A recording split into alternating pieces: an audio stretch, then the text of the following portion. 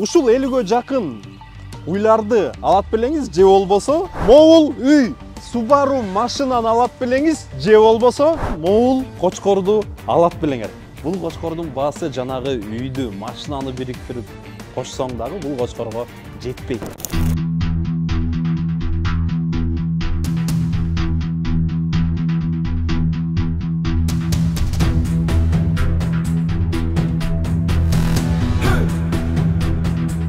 Эмир байке, кайрадан сиздин короңузга келип калдык. Жаркырап, таза болганыңыз үчүн чоң рахмат. Көп королорго барсаң киргизбейт да, көз тиет аркы деп чыга. Сиз болсо дайым таза боласыз. Чоң рахмат биринчиден. Экинчиден биринчи эле суроо. Өткөндө мен Жалал Абадта жүрсөм, урматтуу көрүүчүлөр, мага ошол жактан кой баккан байкелер чыгып айтышты: "Данияр, сен баярды тартыпсың, Эмир менен тааныш экенсиң. Ошол баярды мага $100,000 алып бербейсиңби? Биз сурасак сатпай атат" депчи. $100,000? Эми элестеттиңиздер, канча акча да? $100,000. Анан сизге чалып, Эмир байке, $100,000 ушундай сурап атышат, сатпайт белеңиз десем, сиз айттыңыз, "Жок, сатпайм. Көп ким сурап атат 100гө. Сатпай эле турайын, Кыргызстанда болсун" депчи. Эмнеге ошо сатпай атасыздар бул кочкорубузду? Данияр, биринчиден рахмат.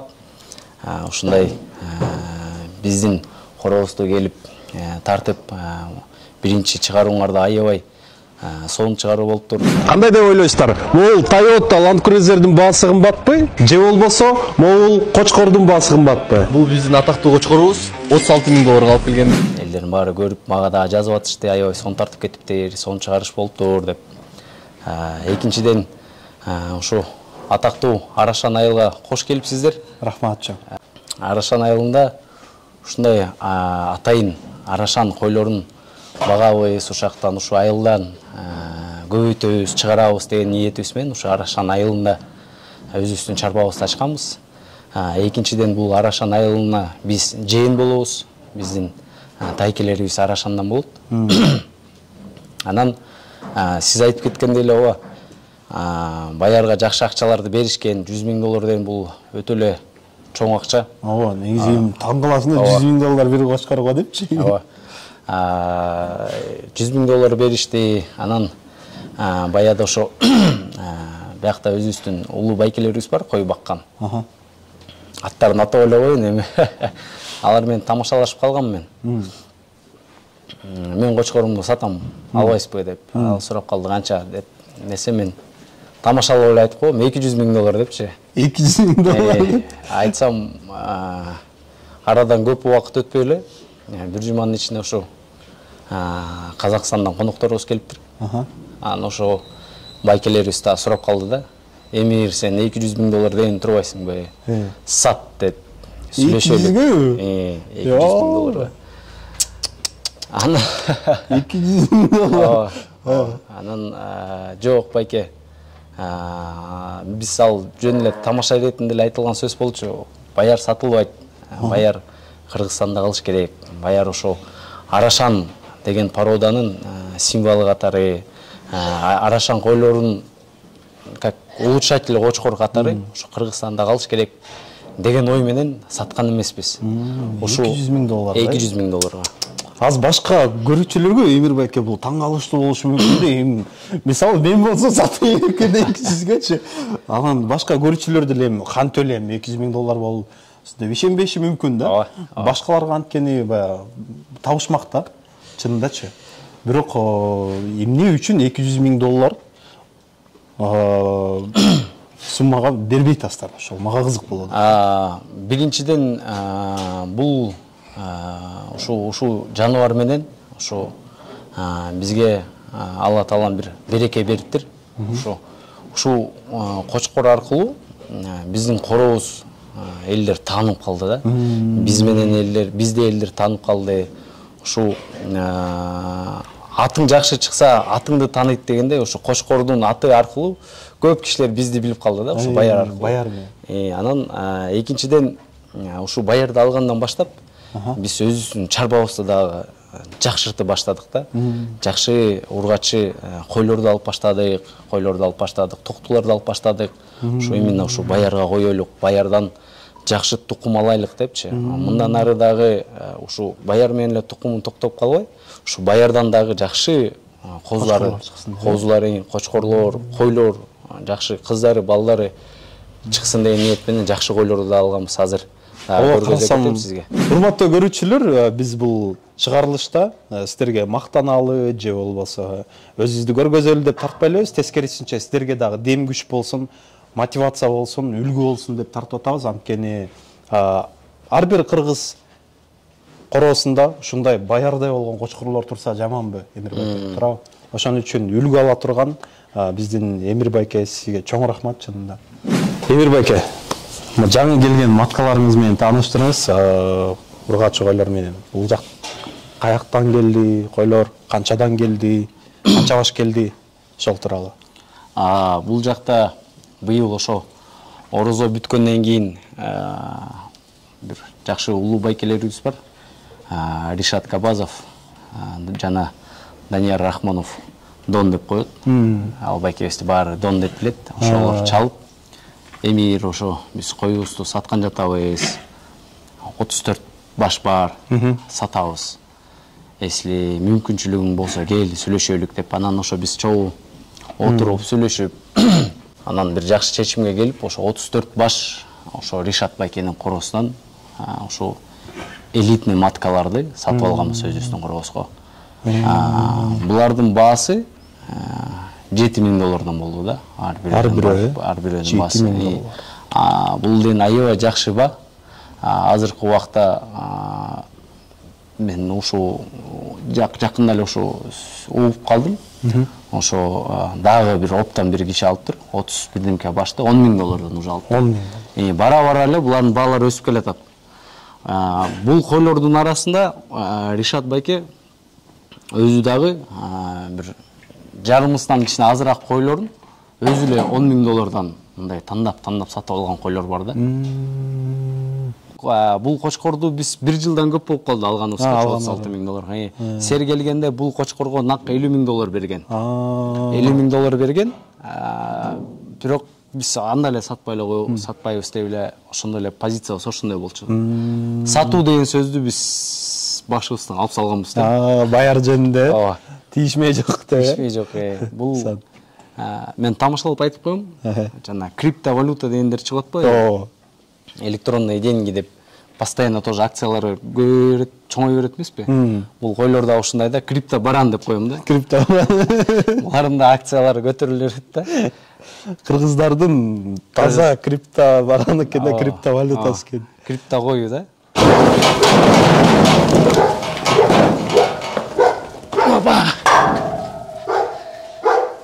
Бул эки тиш токту. Эки тиш токту. Эки тишкен. Быйыл Кудайым буйруса баярга кошобуз. Мисалы бунун башынын түзүлүшү, гарбаносы, это ушу арашандын белгилери да, кулагы, узун кулагы, узун, широкий кулагы, мойну, мойнун узундугун карап коюңуз, төшү, өзү токтунун узундугу, буттарынын узундугу, боюнун узундугу, бунун бою бир 91-92 сантиметр да, колкасыч. Арашан койлордун экстерьери ушундай болуш керек да. Красавицабыз. Бул коронун красавицасы экен да бул. Бул биздин красавицабыз. Биздин биякта красавицаларыбыз көп. Бирок бул биздин кандай айтсак, Анджелина Джолибиз да биздин. Коронун. Бул $200,000 баягы бизнес жагынан алып караганда актап койсо керек. Бир сезондо. Ошо биз баяда Жантайден иним экөөбүз чогуу бул чарбаны чогуу алып барабыз. Ооба. Аны экөөбүз санап, баарын санап, биздин башка инвесторубуз бар. Атабыз, өзүбүздүн атабыз. Садын. Ал кишиге санап берип отуруп, ошо Кудайым буйруса эмдей жылы ошо кочкордун акчасын чыгарып берейинlik деп атабыз да, ошо $200,000. Ошо козуларын сатып. Козуларын сатып. Ооба. Казактар деле эгер алса $200,000 аларга утулбайт да, туурабы? Ооба. Мисалы канча баш муну матка коюшу мүмкүн да, ургачы койлорго канча максимум? Баярды мындай естественный метод менен кошсо койлорго бир 100-150 койду карап бере алат да баяр. Естественный. Если искусственно алсак, мисалы Казакстанда, бирок бизде деле кылып атат азыр. Бир 5,000 койго чейин 5,000 койго чейин жеткизсе болот уругун. Демек, ошол баягы жасалма жол менен уруктандырып 5,000 койго уруктандырса, ар бирөөнөн мисалы ошондон элестет, 3,000 кочкор болсун, 2,000 ургач болсун. 3,000 сатсаң, $1,000 сатсаң, эмне деген акча турабы? Жок эле дегенде $1,000 өтөт да козусу, баярдынчы. Ооба. Анткени ошого бою дагы, баягы өзүнүн сулуулугу дагы, эти дагы, узуну, туурасы дегенде баардыгы төп келет да баярдыкы чынындачы. Ооба. Бекеринен мындай казактар $200,000 бааны бербесе керек. Ооба. Бул баярда дагы аябай күчтүү кандар отурат да, генетикасындачы. Бунун энеси жагы Береке деген белгилүү кой, атасы Статус деген кой. Тоже атасы кочкор. Кыйын кочкорлордун бири болчу да. Статус биздин Алтынбек байкенин коросуна болгон акыркы жолу. Береке деген кой ошо Тимур байкеден чыгып, андан ары Нүкөш байке алып таласка.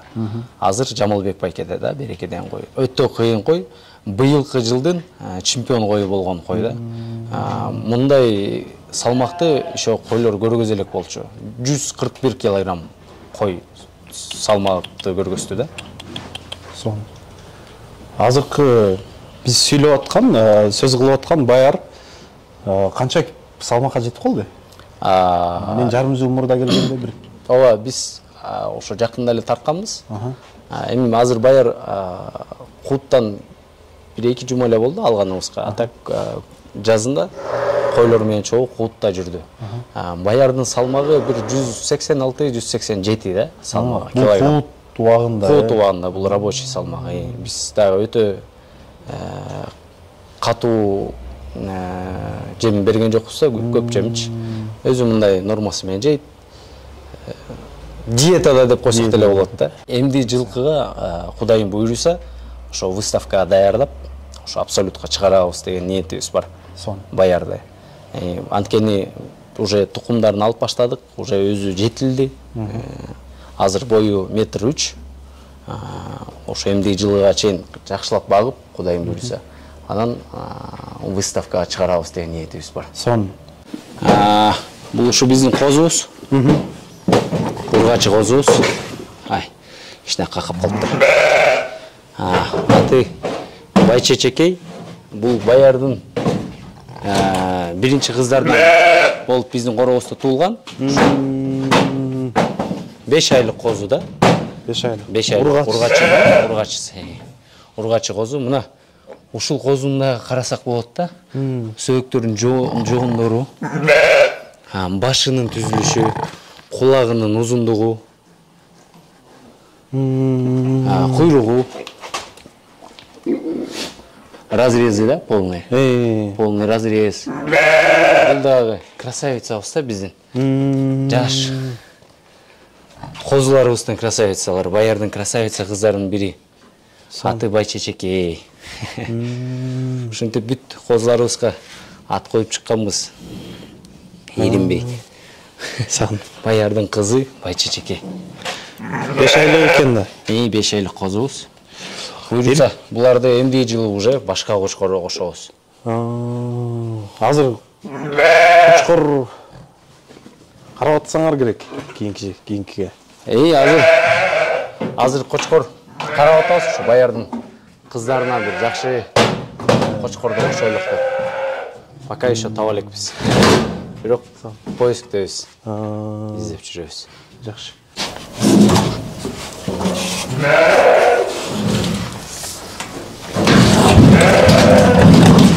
Мынакей.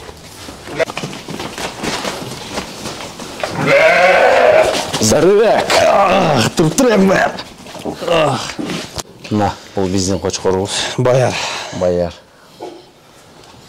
Бир топ баягы өзүнүн салмагын кошуп, жетилип, жарым жылда сонун калып туруп. Кудайым буйруса. Жакшы. А мунун эркек козлары сатылып атат да. Эркек козулар бар, эң сатылып атат азыр. Ошо. Жанында тете кара козу жүрөт го. Ошол баярдын козусу, эркек козусу. Жөн. Канчадан сатылды? Козулары баштапкы баасы $2,5 саттык. $2,5. $2,5 саттык. Эң кымбатын быйыл ошо 3 айында $15,000 саттык. Өз үстүндө. Байкебиз Мирлан Сатыбеков байкебизге саттык. Аябай жакшы козу болуп чоңоюп атат ал дагы. Буйруса. Бизде жаштар бар да. Ушу баягы шарбатчылык менен алектенип, алар дагы арашан менен бизнес кылсак дегенчи, өздөрү карап. Анан алайын десе акчасы кымбат эми козулар баярдыкка ал деле $15,000 болуп атат. Анан базар баасында эми жакшыларын дебейбиз, бир орточо баштап кеткенге ылайыктууларын бир ургачы бир эркек кылып балким базар баасында берсеңиздер биздин урматтуу көрүүчүлөргө. Ооба. Ал жактан ошо маселе жок. Албетте биринчиден ошо Кыргызстандын ошо кой сүйүүчүлөрүндө арашан кой сүйүүчүлөрүндө биз деле өзүбүз ошо ниетибиз бар, ошо жакшы койлор көбүрөөк болсо экен депчи. Конечно, ал жагынан маселе жок, если жакшы ниети бар болуп, ошо жакшы багам деген киши бар болсо, кайрылсын. Биз аны колдойбуз. Жарайт. Урматтуу Агробетазия көрүүчүлөрү, айта кетчү нерсе, сиздерге чыгарылыш жагып атат го деген ишеничтемин. Андыктан комментарийге өзүңүздөрдүн оюңуздарды калтырууну унутпаңыздар. Ошондой эле биздин Агробетазия YouTube каналыбызга катталып, лайк басып, башкалар менен бөлүшүүнү унутпаңыз. Алдыда да кызыктуу, сиздерге пайдалуу чыгарылыштар менен бөлүшүп турабыз. Андыктан мынакей Эмир байке өз айткандай, сиздердин араңыздарда ошо ким өзүнүн чарбасын өнүктүргүсү келсе, чарбасын баштагысы келсе, баярдын козусунан бергенге даяр. Андыктан комментарийге жазыңыздар, кимдер баштагысы келет. Эмир байке чоң рахмат биринчиден. Экинчиден, урматтуу көрүүчүлөр, ким чындап кызыкса, ошол арашан менен алектенгиси келсе, Эмир байке мына өзү бир ургачы, бир эркек буйрса кийинки туттан, Ооба. Кийинки туттан берет чарбачылыкты баштап бизнес кылып кеткенге. Биз дагы көзөмөл кылып карап, ким алды, эмне кылды, анын кандай алектенип атат буйрса, урматтуу көрүүчүлөргө көрсөтүп турабыз. Биз да ошо баягы кыдырып жүрөбүз да, королордочу. Анан ошо Тилек Тыналиев агабыз көлдө барып, андан дагы сурап, ошо айылындагы чарбакер ошо жаңы баштап аткан жаш балдарга бердик, алып бердик дегендей. Жакшы буйрса, биз да ошо жайылталы, көбөйсүн, кармагандар. Айылда жөн эле жатып бербей, баягы койдун башын санап элечи. Ооба. Анан кичине арашанга өтүп, муну менен алектенип. Бирок арашанды багууда, Эмир байке, өзүңүз айта кетиңиз, кандай мээрим төгүш керек, эмне кылыш керек? Бул баягы жөнөкөй койдон көп ойлойт да, жөнөкөй эле кой экен, кадимки эле чөп, кадимки эле суу берейин депчи. Сиз өзгөчөлүктөрүн айта кетиңиз, кандай багып атасыздар? Өзгөчөлүктөрү эми обязательно биз ошо күнүгө эле карап турабыз койбузду. Койбуздун манайына чейин карайбыз.